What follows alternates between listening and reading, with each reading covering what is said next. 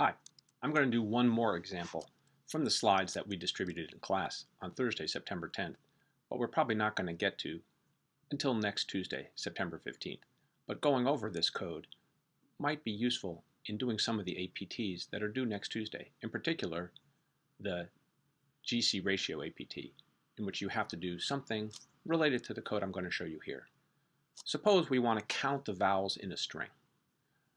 I want to write a function vowelcount that has a string parameter, and it's going to return the number of vowels in that string.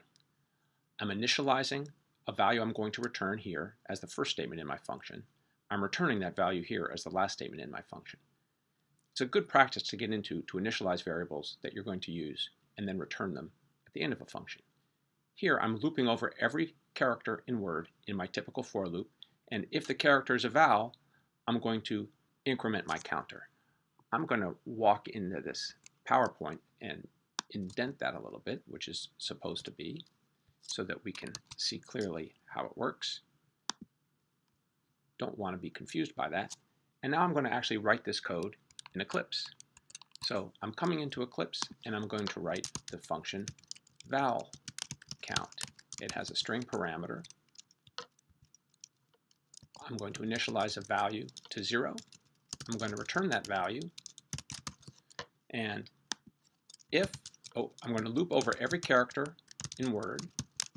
And if that character is a vowel, I'm going to increment my counter, my variable that I'm using to accumulate the value of how many vowels there are in the string.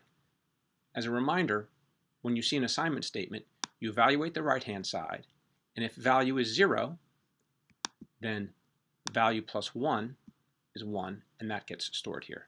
If I run this code, I get a red X because there is no isVowel function, and I'm going to write a different version than the one I've used in the past, and I'm going to make this simply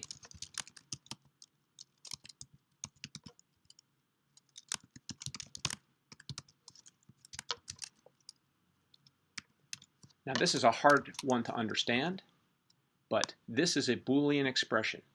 Is the number of times ch that occurs in this string. If that number is bigger than 0, that means ch must have occurred once, and it will be true. I'm going to test my function by writing print vowel count of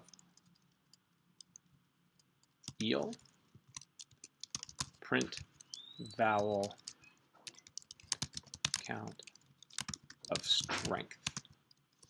And maybe eel's not a great one in strength because they all have e's. So let me count the vowels in abstemious. Abstemious, which has 1, 2, 3, 4, 5 as I checked. So when I run this code, I get 5 and 1. So it looks to me like it's done correctly.